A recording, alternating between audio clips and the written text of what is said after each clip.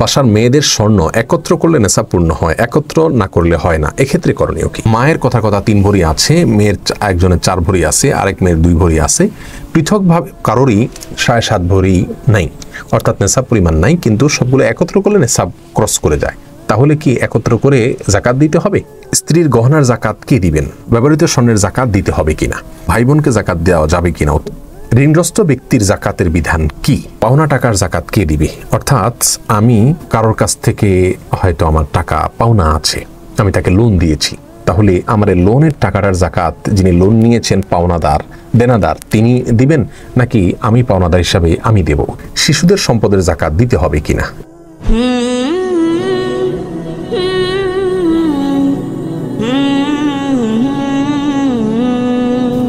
বাসার মেয়েদের স্বর্ণ একত্র করলে নেশাব পূর্ণ হয়, একত্র না করলে হয় না, এক্ষেত্রে করণীয় কি? খুব গুরুত্বপূর্ণ একটা প্রশ্ন। মায়ের কথা 3 ভরি আছে, মেয়ের একজনের 4 ভরি আছে, আরেক মেয়ের 2 ভরি আছে, পৃথকভাবে কারোরই 7.5 ভরি নাই, অর্থাৎ নেশাব পরিমাণ নাই, কিন্তু সবগুলো একত্র করলে নেশাব ক্রস করে যায়। তাহলে কি একত্র করে জাকাত দিতে হবে?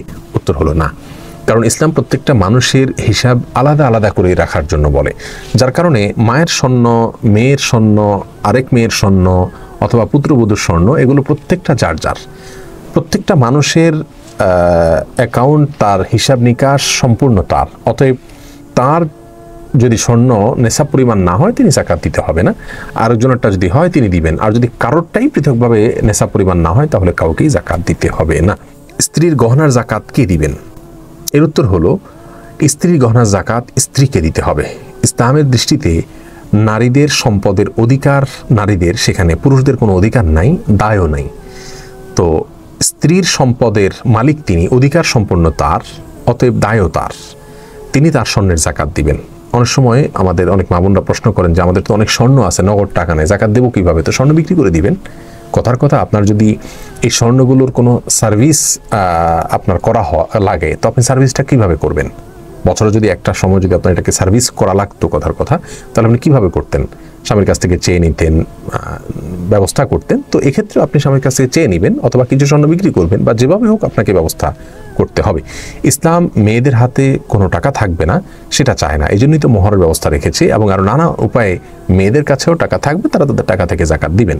হ্যাঁ, কোনো মেয়ের যদি শুধু স্বর্ণ থাকে, কোনো টাকা না থাকে, তিনি চাইলে তার স্বামী, বাবা, ভাই কারোর কাছ থেকে সহায়তা নিয়ে তার জাকাতের টাকা তাদের কাছ থেকে আদায় করে নিয়ে জাকাত দিতে পারবেন, অথবা স্বর্ণ বিক্রি করে হলেও তাকে জাকাত দিতে হবে। যেভাবে হোক স্বর্ণ, তার যদি স্বর্ণ অথবা অলংকার জাকাত দেওয়ার মতো নেশাব পরিমাণ হয় তাহলে তাকে জাকাত দিতেই হবে, আর জাকাতটা তার জন্য দেওয়া কর্তব্য। হ্যাঁ, তার পক্ষ থেকে তার স্বামী, বাবা বা অন্য কেউ আদায় করে দিলে আদায় হয়ে যাবে, তবে শর্ত হলো তাকে বলে দিতে হবে যে তোমার স্বর্ণের জাকাত বা তোমার সম্পদের জাকাত আমি দিয়ে দিলাম। এটুকু তারা অবহিত করে দিলে জাকাত আদায় হয়ে যাবে ইনশাআল্লাহ বিদিনিল্লাহ। ব্যবহৃত স্বর্ণের জাকাত দিতে হবে কিনা? এর উত্তর হলো ব্যবহৃত স্বর্ণের জাকাত দিতে হবে, এটাই হলো বিশুদ্ধ মত। যদিও বিদ্বানদের মধ্যে মত পার্থক্য রয়েছে, কোনো বিদ্বান বলেছেন যে ব্যবহৃত স্বর্ণ অলংকার যেগুলো মহিলারা ব্যবহার করার জন্য রেখেছেন এগুলোর জাকাত দিতে হবে না। কিন্তু রাসূল করিম সাল্লাল্লাহু আলাইহি সাল্লামের কাছে একজন মহিলা আসছেন, তার হাতে চুড়ি ছিল, তিনি বলেছেন এগুলো জাকাত দাও কিনা? তখন তিনি বলেছেন না, দেই না। তখন রাসূল করিম সাল্লাল্লাহু আলাইহি সাল্লাম বলেছেন তুমি কি চাও আল্লাহ সুবহানাহু ওয়া তাআলা তোমাকে জাহান্নামে 2টা চুড়ি পরাকের কারণে? এই হাদিস থেকে বোঝা যায় যে অলংকারেরও জাকাত দিতে হয়। এছাড়া সাধারণভাবে কোরআনে কারিমে স্বর্ণ এবং রূপার ক্ষেত্রে আল্লাহ সুবহানাহু ওয়া তাআলা বলেছেন আল্লাযীনা ইয়াকনুজুনা আয-যাহাবা ওয়াল ফিদ্দাতা ওয়া লা ইউনফিকুনহা ফি সাবিলিল্লাহ ইলা আখির আয়া। এই আয়াতে জাকাত এবং স্বর্ণ এবং রূপা এগুলো যদি কেউ সঞ্চয় করে এবং জাকাত না দেয় তার জন্য শাস্তির কথা বলা হয়েছে। এখানে সাধারণ স্বর্ণের কথা বলা হয়েছে, অলংকার, গায়ের অলংকার সব কিছুর জন্য। যার কারণে বিশুদ্ধ মত হলো ব্যবহৃত স্বর্ণেরও জাকাত দিতে হবে যদি সেটা নেশাব পরিমাণ হয় এবং বছর পূর্ণ হয়। ভাই বোনকে জাকাত দেওয়া যাবে কিনা? উত্তর হলো হ্যাঁ, ভাই বোনকে জাকাত দেওয়া যাবে যদি তারা অভাবী হন, তারা যদি ফকির অথবা মিসকিন এই 2 ক্যাটাগরির কোনো একটাতে, অথবা ঋণগ্রস্ত কোনো একটা ক্যাটাগরি, 8টা খাতের কোনো একটা খাতের মধ্যে তারা যদি পড়ে যান তাহলে তাদেরকে জাকাত দেওয়া যাবে।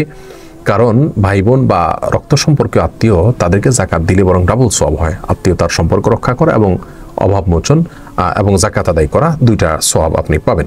অতএব ভাই বোনকে আপনি জাকাত দিতে পারবেন। ঋণগ্রস্ত ব্যক্তির জাকাতের বিধান কি? এর উত্তর হলো যে ব্যক্তি ঋণগ্রস্ত সেই ব্যক্তির জাকাত দেওয়ার ক্ষেত্রে দেখতে হবে তার টাকা পয়সা, ওই যে জাকাত যোগ্য যে 6টা অ্যাসেট আছে এগুলো কি পরিমাণ আছে সেটা একসাথ করতে হবে, এরপরে তার লোন বা ঋণ কি পরিমাণ আছে সেটাকে একসাথ করতে হবে। তার লোন যে পরিমাণ রয়েছে, লোনের চাইতে যদি তার সম্পদ বেশি থাকে, এই বেশিটা যদি নেশাব পরিমাণ হয় তাহলে তাকে যাকাত দিতে হবে। এটা হলো সাধারণ লোনের ক্ষেত্রে। কোনো মানুষ খেয়ে পরে বাঁচার জন্য, মৌলিক প্রয়োজন মেটানোর জন্য যদি লোন করেন তাহলে তার জন্য এই কথা প্রযোজ্য।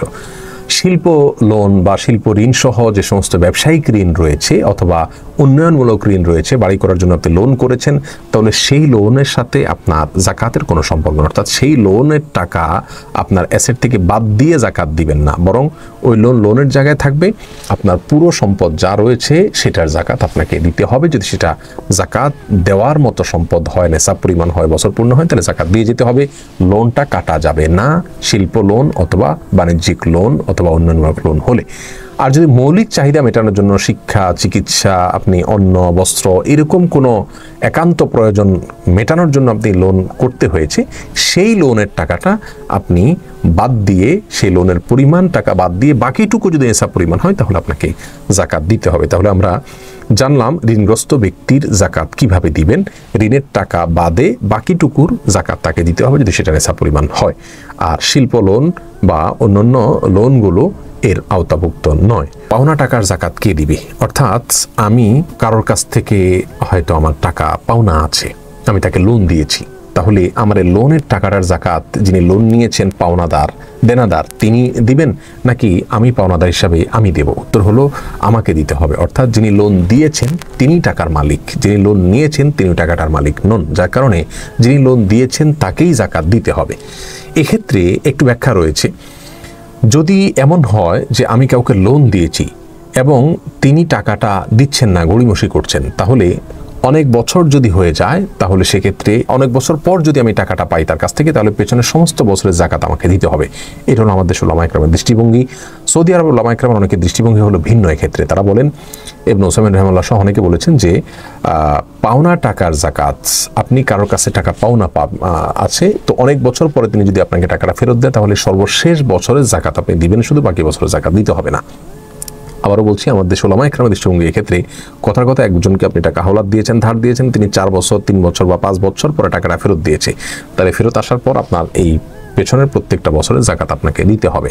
আর যদি তিনি টাকাটা দেবেন সে আশা আপনার রয়েছে, সেই হিসাবে আপনি আগে থেকে যাকাত দিয়ে যান বছরে বছরে, তার কাছে টাকাটা পাওনা রয়েছে, সেই পাওনা টাকাটা আপনার সম্পদের সাথে যুক্ত করে আপনি সেটা হিসাব কাউন্ট করে বছর বছর দিয়ে যান, তাহলে তো যখন আপনি টাকাটা পেয়ে গেলেন তখন আর বিগত বছরে যাকাত দেওয়ার প্রশ্ন আসে না। তাহলে পাওনা টাকার যাকাত যিনি টাকার মালিক অর্থাৎ যিনি লোন দিয়েছেন তাকেই দিতে হবে। যিনি লোন নিয়েছেন বা দেনাদার তিনি পাওনা টাকার যাকাত দিবেন না। শিশুদের সম্পদের যাকাত দিতে হবে কিনা, এর উত্তর হলো, এটা নিয়ে স্কলারদের মধ্যে দুটি মত রয়েছে।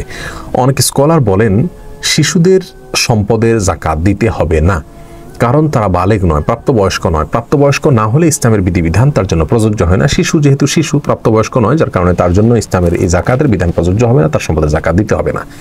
এর বিপরীতে অনেক উলামা ইকরাম বলেন না, শিশুদেরও সম্পদের যাকাত দিতে হবে, কারণ শিশুদের সম্পদ যাকাতের জন্য দিতে হবে যে যাকাতটা আসলে ব্যক্তির উপর নয় বরং সম্পদের উপরে দিতে হয়, আবশ্যক হয়। আল্লাহ সুবহানাহু ওয়া তাআলা বলেছেন, খুয মিন আমওয়ালিহিম সাদাকাতান তুতাহিরুহুম ওয়া তুযাক্কিহিম, অর্থাৎ আপনি তাদের সম্পদ থেকে যাকাত কালেকশন করুন। আল্লাহ সুবহানাহু ওয়া তাআলা তার রাসূল সাল্লাল্লাহু আলাইহি ওয়াসাল্লামকে নির্দেশ করছেন। তাহলে এই আয়াত থেকে আমরা দেখতে পেলাম যাকাত এটা সম্পদের উপরে অপরিহার্য করা হচ্ছে, ব্যক্তির উপরে না। অতএব মালিক কি শিশু না অন্য কি এটা দেখার বিষয় না, যদি সম্পদ থাকে এবং মুসলিম হন তাহলে তার যাকাত দিতে হবে, এটা উলামা ইকরাম বলেছেন। তাহলে দুটি মত ক্ষেত্রে রয়েছে এবং ভিন্ন মত রয়েছে। দুই মতের সপক্ষেই যার যার মতো করে দলিল তারা পেশ করে থাকেন। বিষয়টি গবেষণামূলক এবং ইজতিহাদি মতপার্থক্যপূর্ণ।